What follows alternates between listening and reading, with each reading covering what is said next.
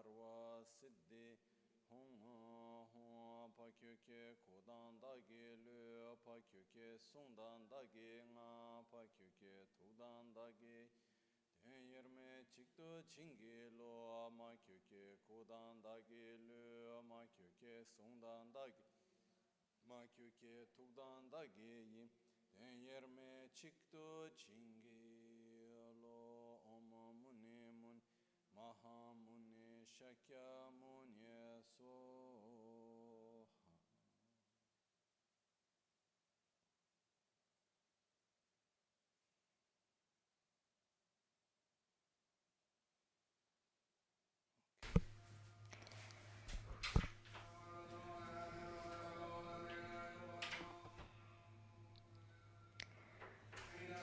Quando ci troviamo davanti a una situazione, when we find ourselves in front of a situation, what is our point, the point of referment on which we can observe how we react to that situation, our knowledge or our experience? Our reaction is orientated by our knowledge or our experience, much more on the basis of the experience. If you are going to add on top the knowledge, what is speaking loudly is the habit. If we put an habit on top of the action, so the concepts are fundamental. I studied for years the philosophy, how to read, study, reflect, debate, and so forth. But I can say without the shadow of a doubt that the people who learn me much more, they were the one who didn't talk much. Lama Ganchen Rinpoche was teaching with his presence, simply.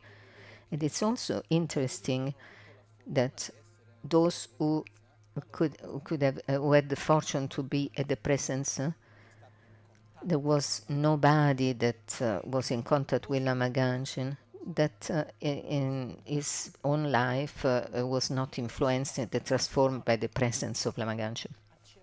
But we make a great strength to try to transmit the knowledge to others, because it's something that we transmit more with presence than with the words.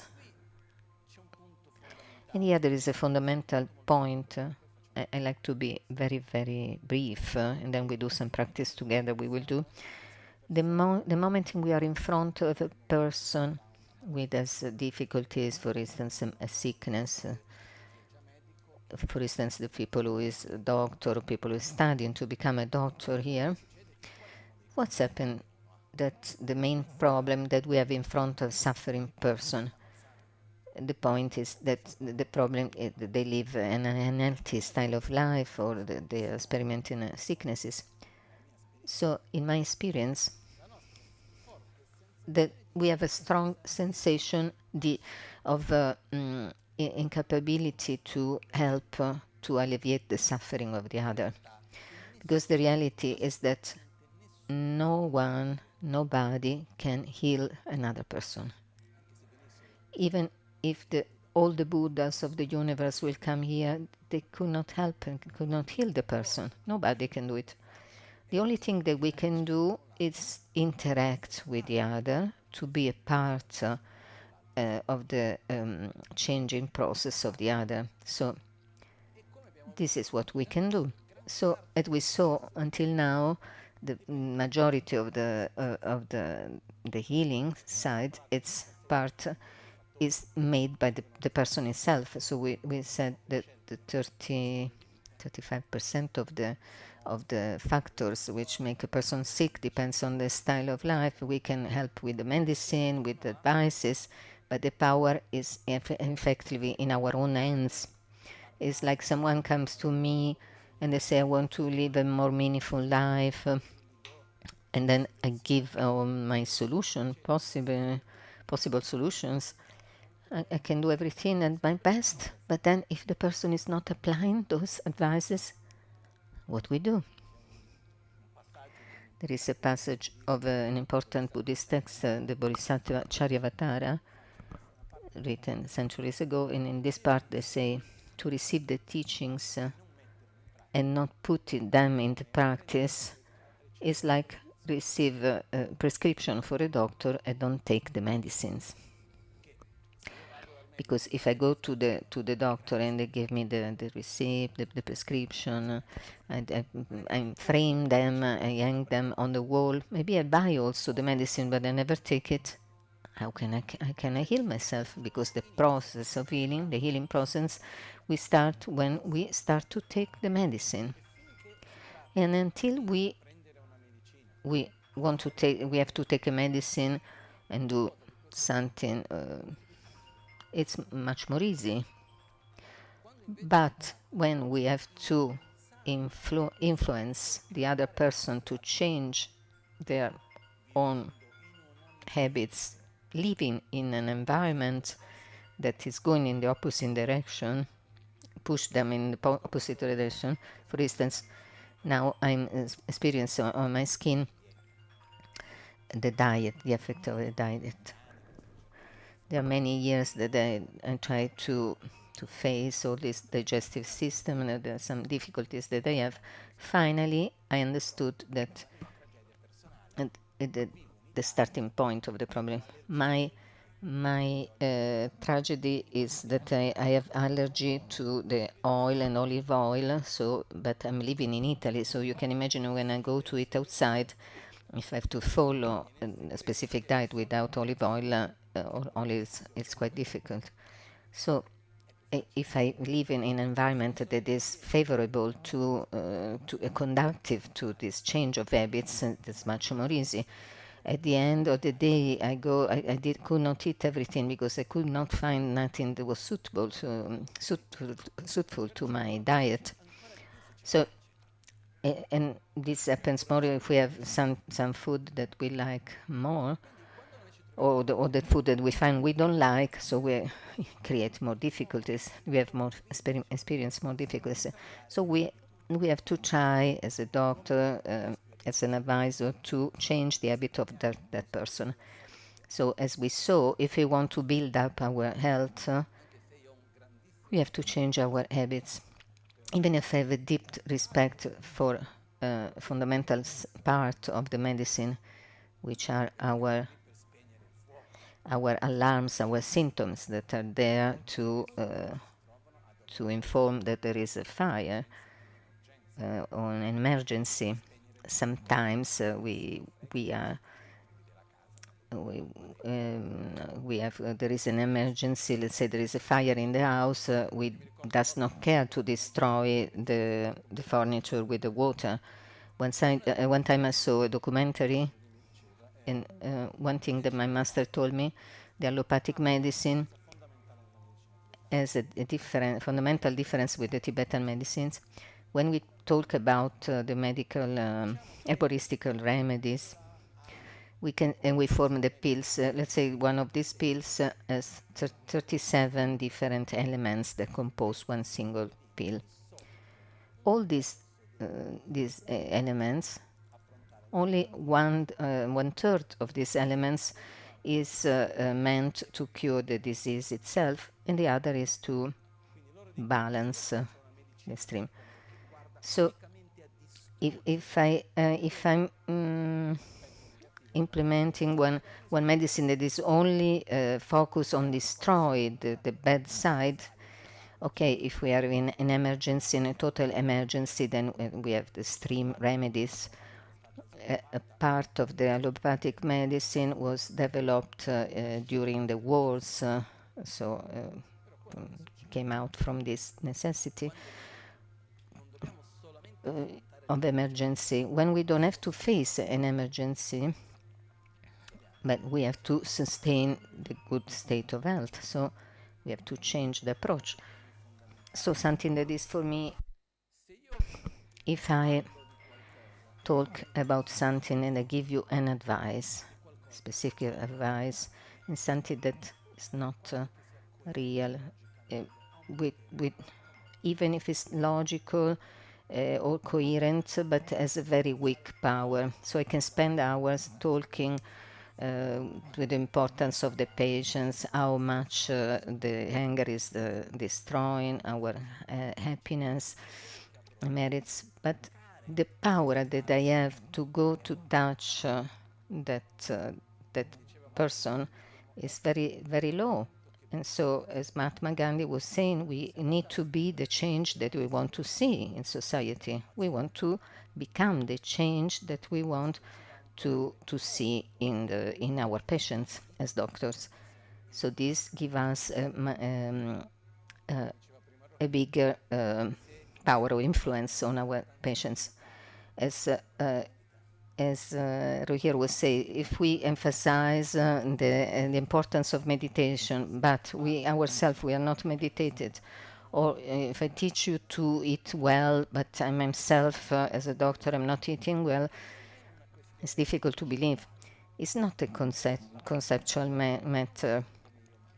Maybe the person does not know even how I eat, what I eat, but if I eat in that determinate way, healthy way, so naturally I will have more power and affirmation that I try to transmit. So the people who has great influence in the world is not, they're not people who said things that the other people never said, but there are people who believes and live what they says. One thing is to talk about love, and one thing is to live and be love, or the non-violence, or the compassion. So my point here is we should apply to our lives the path that we want to transmit. And I believe that this is fundamental for us, that the people who works in the health care should have an healthy life, an healthy style of life. Unfortunately, I see many friends that works in the sanitary field, in the context where they live and the system where they live, that doesn't allow them to live well. For instance, I remember a friend who lives in Spain and works in emergency aids. So he's doing some shift like 24 hours continually, without pauses, without rest, without sleeping. So I'm questioning myself, how can they survive after 4 hours of emergencies? That they talk, in the last turn in my time, only 4 people died, and then other 7 emergency, and then he closed himself in a small room and go to cry, and then come out and again start to, and then this like the adrenaline goes to its maximum peak, and then it's like running a marathon for 72 hours. How can this person survive? How long they can bear all this weight, this prolonged stress, intense stress? This state, the mental state of health, is something that it's an invitation to change, because what is happening, if I'm not okay, I can't help other people. I can help, but I will be impelled to help well completely another person, because we have to transmit our knowledge. It's a little bit like when my grandfather was a CEO, a Jew person who escaped from Germany during the Second World War. Now he's 99 years old and he's okay for his age. For me, it's an example for many aspects of life. And then he wanted me to take care of his companies, of his business, but I'm here now. When they finally could accept that it was not how he expected, then he said, okay, you need to have, I asked, you cannot do all this job alone, you need more people to support you. And he told me, yes, you are right, but what is the great difficulties that I'm experiencing here? That it's very easy to teach the concepts, to do a course of Buddhist philosophy is quite simple to teach the concepts. What we need that the person in front that we have is an example of what he's transmitting. So he must practice what he preaches. He or she preaches. So coming back to our situation is fundamental in our tradition, Buddhist tradition. If you teach something, ideally you should have realized it. If you have not yet realized it, you have to try to realize it. At least you aspire to realize. Perhaps you don't have a perfect diet, but you are trying to improve your diet. So at least you are trying, you aspire to try. Another quick point that we are made by habits. They could be healthy or unhealthy. One friend of ours in Spain, Ruhier and Elkana were present there. It was a congress, an international congress that every year was organized in Madrid.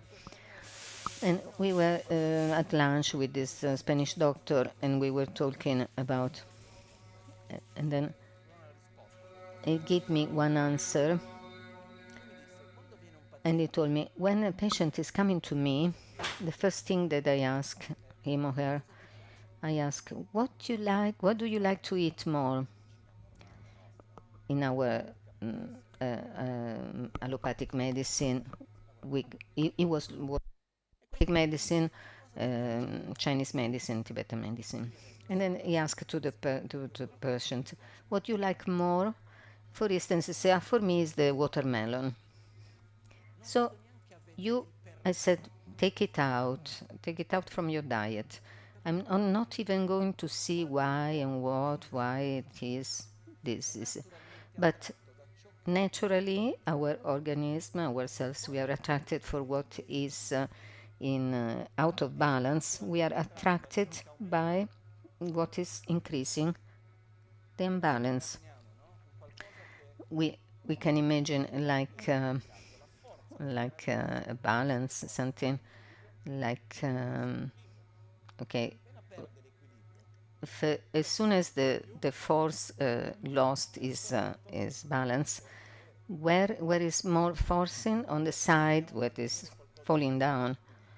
So if we want to put where we should put the energy, on the opposite side, to find again the balance. Our tendency instead is to go wrong direction, to increase the imbalance. And this is the answer that we like, why we like the things that are bad for us, inappropriate for us, because we create an habit on that. One of the habits very strong that we have are our mental habits. Our mental habits creates the most of our problems, and they block the different possible solution. We do the example of the diet. Why we can't follow an healthy diet? Because we don't have the knowledge of what we should eat and what we shouldn't eat, or because we don't have the economic resources to eat in a certain way, or because we don't have the willpower to change our habit. What do you think? One of the three is the third one. Time ago we drew here. He told me data that I was shocked. In Europe, the people who eat well in Europe, healthy food, only the 3% in Europe. This is shocking. It's a shocking data information. Personally, I try to eat most healthy since I was a child. When I was 6 years old, I never eat meat, not Coke, no sugar. So I was grown up in this healthy environment in this sense. So for me, it's quite natural to avoid certain kind of food. But when I travel, and I have a lot of difficulties. We don't mention even to when we go to the USA. When I go to the USA, but this what impels us to do these changes, to apply these changes. It's not the lack of resources. It's not the lack of research. It's only difficult for us to change the habits. It's very difficult for us. It's very tiring. So what we need more is our capacity to take our mind like the reins of our horse, and we direct it. For instance, when I follow a strict diet, it was suggested by this doctor in Spain. He said for 6 months you avoid to eat any dairy product and grains.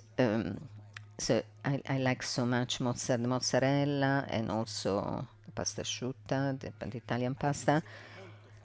So at the beginning, it was very tiring for me, very difficult to avoid these foods. But at a certain point, I put this question to myself: why I eat? Because I like, or because I need? We can say the truth to ourselves. If we cannot eat, it was beautiful. We will not have digestive problems. We didn't need to go to do the shopping, to cook, to clean the kitchen, and so forth. So the pleasure of eating the food is nothing comparing to all the energy that we have to spend for that. So if I could not eat, for me, I would prefer, sincerely speaking. So I don't eat because I like, but I eat because I need it. So if I eat because I need, I should eat what I like or what I need. What I need. When I did this click in my mind, inside myself, then I said I was in front of these things. I said, no, I don't eat them because they are not good for me. But when we can make this click inside ourselves and we have the capacity to direct our mind, our intention in a way or in another, so, and if we say we are not in the command, in control of ourselves, we have thousands of ideas, thousands of concepts, but we are out of control sometimes of ourselves. So the meditation as a first objective to take back the reins and control the modules of our mind, our life. So our mind has the habit to jump from one point to another. Like the brain is like a muscle. The more you act in a certain way, the more it gets the habits to act in that way. So we know very well, the more we use a particular aspect of our mind, and nobody, for instance, nowadays can remember by heart the telephone number of our friends. I don't know how it could be from here up to 5 years with artificial intelligence, which we talk is very popular. What is worrying me is the effect on the mental health of the population. This is what is worrying me the most at present, because I see on myself, observing myself. Before I was thinking, taking research, and just you take the phone and you have all the data that you need, but I'm losing a capacity. For instance, I did a lot of memorization of the texts. Nowadays we memorize a lot or not? No, we don't do. When I studied in the Buddhist monastery, we have to have an exam, and we have to study at least about 100 pages per year, with the single words and the single commas and and full stops. So every day we had a friend in a class who was able to memorize 25,000 words in a year. But why? Because beside the fact it was very intelligent, because he starts to dedicate himself to the memorization since he was 3 years old, every day, like minimum 3 hours a day. And when you study the Buddhist philosophy, you spend an average of a student was spending from 3 to 5 hours to memorize and reciting what you have memorized. So what is producing this activity? One can say, no, I don't need to memorize because I have access to any information. The point is to train the muscle of the brain muscle, and everything is connecting with the other. So your vision is completely changing when you can retain all this information in your brain. So we have to train our mind towards this aim in order to use it at best, and we have to do exercises. Only our mind is, and the habit is, since we are child, we skip, we jump from one point, one object to the others.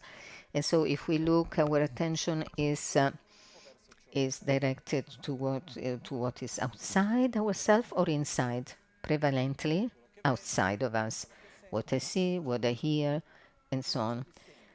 Our senses have a particular characteristic. I don't know on the scientific level how this is classified, but I just observe the reality. We have to imagine the hear sense power. What's happened if we take out all the noises around and we go in a completely insulated places, completely silent? The sensibility of the ear power will increase or will decrease. The most subtle are the sounds, more higher become our sensitivity. If we stay in a completely insulated room that we cannot hear any external noise, all the senses react in this way, so we can hear also the slightest noise, and this also our mind is like that. And the great scientists, researchers, CEO, businessmen, and so forth, when they have to reflect, great mind, and to find a solution, take the wise solution, what they do, they stay 24 hours on the same subject, or they go take a walk, creating this in between wake up and sleeping state. And it said that Albert Einstein, he was liking very much this idea of the nap, to take a nap. When he wants to clarify some point, he was not reaching to the main point.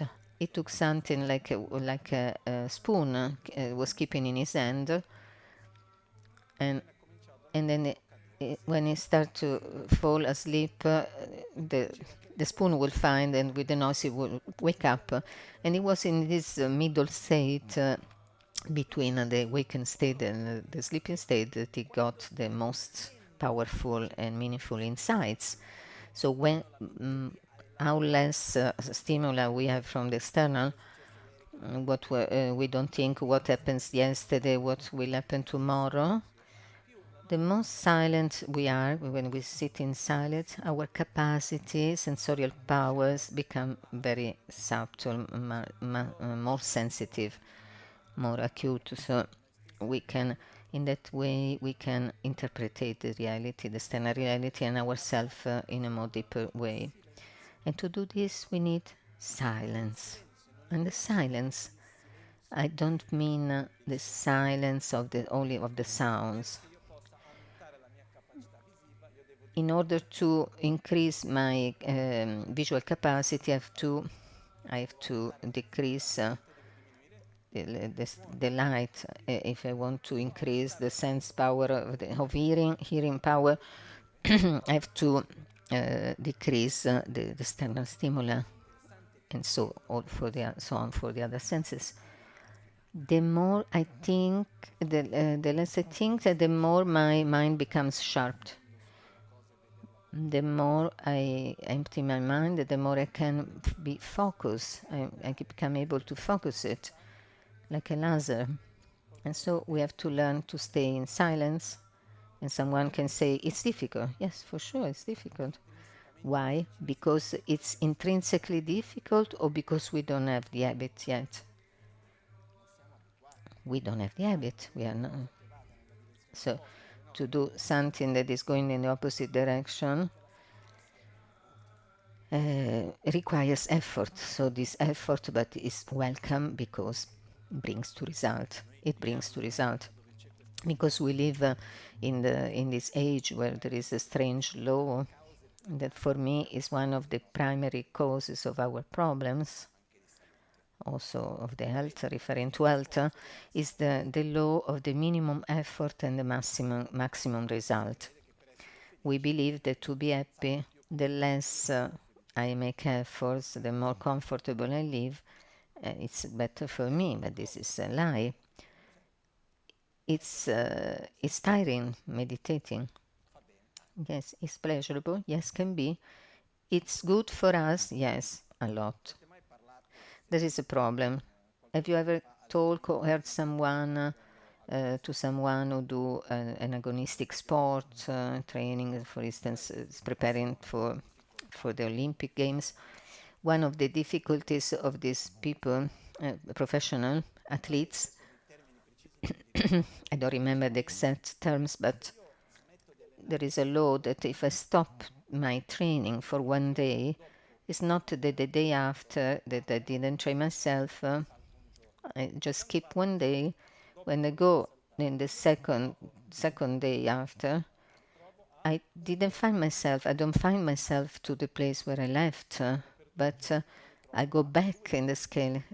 If I lose another day, I go 2 days back, the previous. So if I run 1 kilometer, the day after I have to do 2. If I stop, I'm not able to run anymore 2. I have to start again from the beginning. For instance, when we have the COVID, that they postpone the Olympic Games for 1 year. It was so tiring for the athletes that were ready for their maximum performance, athletic performance.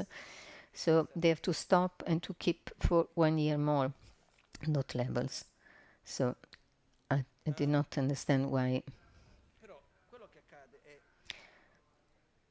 la costanza è una delle cose più importanti. Something, we have to understand that the constancy is one of the most important. Constancy, coherence, and as Rohir remembered to us, we have to do little constant steps, Io volevo insegnarvi una tecnica. persistent steps. I would like to teach you a technique that I like very much, and then a very short part of meditation.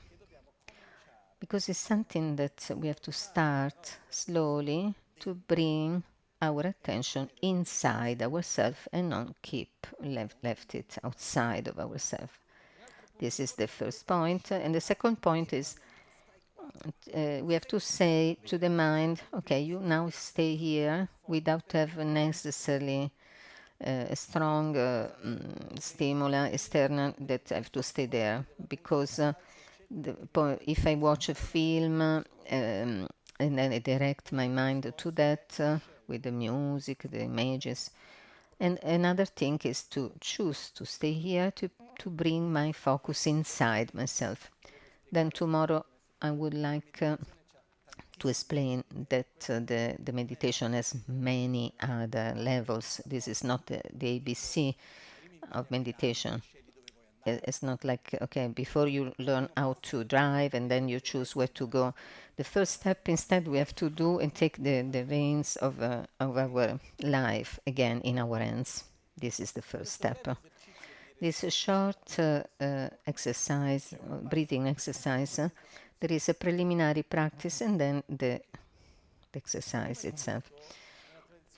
First of all, in the Buddhist tradition, we develop since the age of Buddha. Then we speak about more than 2,500 years. We talk about a subtle anatomy, so it's described a part of our body that can be seen physically, cannot be seen, but we cannot see with bare eyes, so it exists. And this subtle body, so-called subtle body, is made by channels, drops, and winds. That we have to adapt these terms to our modern time. The channels are strictly connected with our nervous systems and the blood circulation, and the so-called winds are strictly correlated with the signals that are sent inside the central nervous system, and the drops are connected for me with part of the human mind, something understood. This is what I understood. I feel I'm not a scientist, so this is my understanding. The fundamental concept is that when we direct our mind through the empty to a place, a specific place, our energy is following there. When we direct our energy inside ourselves, there is a physical process that follow, and this is why we do the exercise, the movements, and we combine it with breathing. So we have in our subtle body a center channel which starts from the top of our head and run from in front of the spine, and two side channels. They run parallel to the central channel, and about 4 fingers below the navel, they enters inside the central channel. We have different ways to visualize them, but this is the simple way. We traditionally explain that the right channel regulates the left part of the body, and the left channel regulates the right side of the body. So our two main basic instincts are attraction and aversion. So in the center channel, we have the neutrality, the neutral feeling, and on the right we have the attachment feeling, and then in the left we have the aggressivity, the hatred. So during the day we experience fear, jealousy, different sensation, and we have something with sensation at the heart chakra in our chest. Then we feel a tension and a blockage inside the central channel. So this tension can stay for days sometimes, and then we explain that all these tensions can accumulate during the time, and then they can create some illnesses. So this example is called the 9 breathing cycle. The name is Lungudrup in Tibetan. So Lung vuol dire prana, energy. Ro means corpse. So energy and corpse is something that the wind is going to cleanse what is left there and is dead. I invite you to try. You try and see that there is a benefit if it can help to be present at the present moment and to release all those accumulated tensions. So it's a very simple exercises that in fact is not taught like to the beginners. It's a little bit an advanced practices. But Lama Ganchen will say we live in certain times that we have to transmit anyway because someone will be receptive to that. So the fundamental things, and to keep our back straight, because if we sit with the curved spine, we're gonna to sleep. And when we try to meditate, we have to avoid the mental sinking and also the excitement in the mind. So the spine is straight,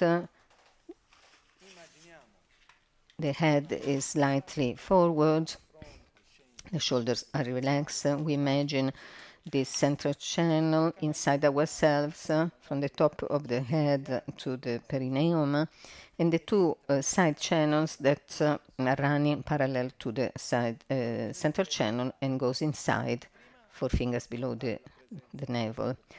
So first of all, we bring our present to the present moment, and then we are going to breathe in from one side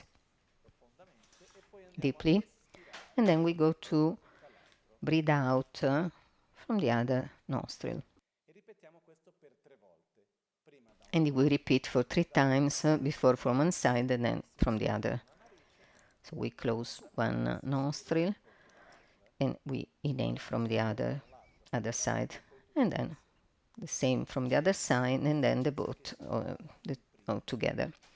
So we have a preliminary exercise to the exercise itself, which is I can also do like this with the two index, but what I learned personally is done in a way in which we place our thumb at the base of the ring fingers in both the hands, and we place the two hands on the knees, and we do a kind of self-massage. We go up, and then we stretch the arms in front, and we start from the lower part, and we run under the arm until the armpit, and then we press the index on top of the middle finger, right finger, right nostrils, or vice versa. We can also do in both ways. What is doing this? What I create a connection, talking with a friend who she's studying Chinese medicine. This movement to push up the energy from the legs to the boost, and then touching the arm in its lower part. This is connected to the heart meridian. So we're doing self-massage. We go under the arm, and then we go from the same side. When we finish from 3 sides, we stretch again the arm, and we repeat from the other side exactly the same on the opposite side. One little detail, we try to inhale deeply with an abdominal respiration. We bring the hair lower below the navel, and then we exhale. We imagine that the air is entering, going in from one nostril, is going from the correspondent side channel, and then we start to focalize below the navel, and then we go on the other side and we clean the other channel, and we repeat, so from one side and the other. So the third time that we breathe from both the lateral, the two nostrils, the air goes in and cleans the other channel from the other side. So now we do it together. So we sit first of all with the back straight, the shoulder are relaxed,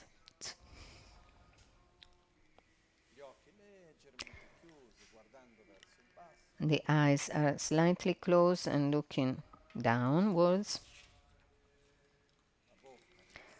The mouth is relaxed. We allow ourselves to be aware of our own breath.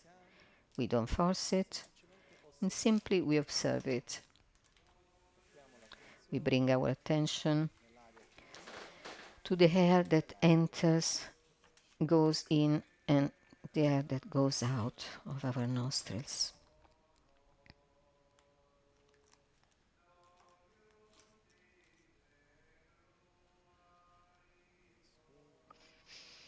Breathe in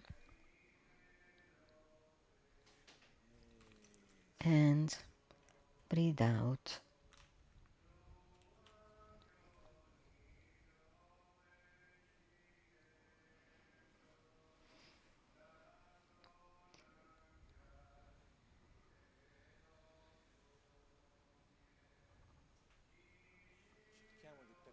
We try to allow our mind to be present where the body is.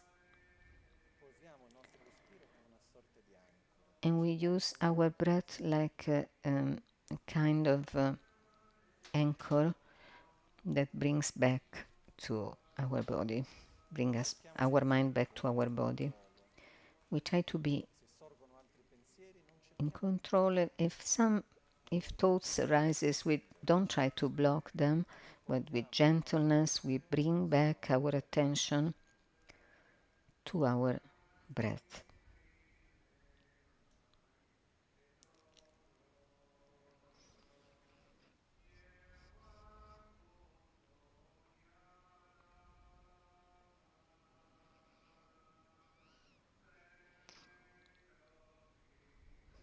immaginiamo il nostro We imagine our body corpo di luce, like a body of light, made of light, light trasparente. in weight and transparent. Al centro At the center del corpo of our body, centrale, there is the center dai channel polsi laterali. and the two side channels on the side.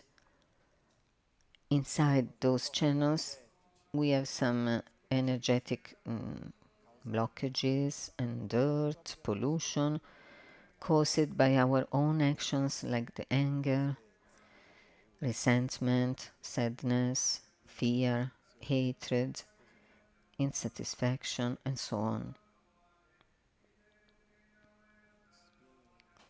Breathe in and breathe out.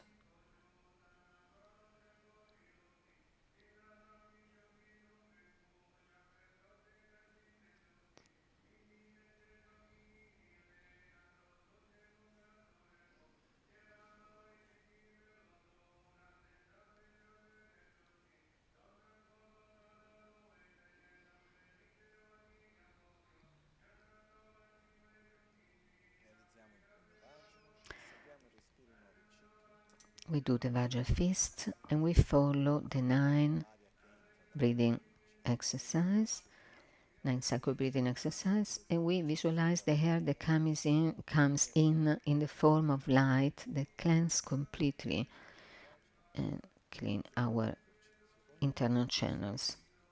We do the Vajra fist and everybody's following his own rhythm.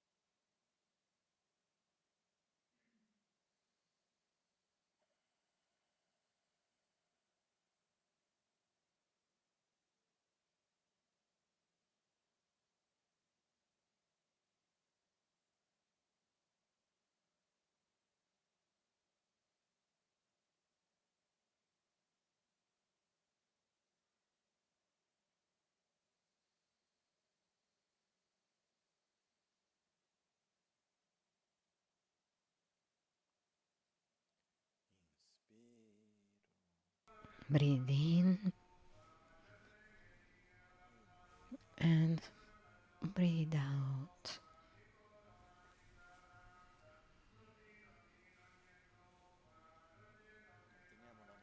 We keep our attention focused on our own breath, and with gentleness we can start to open our eyes and move our hands.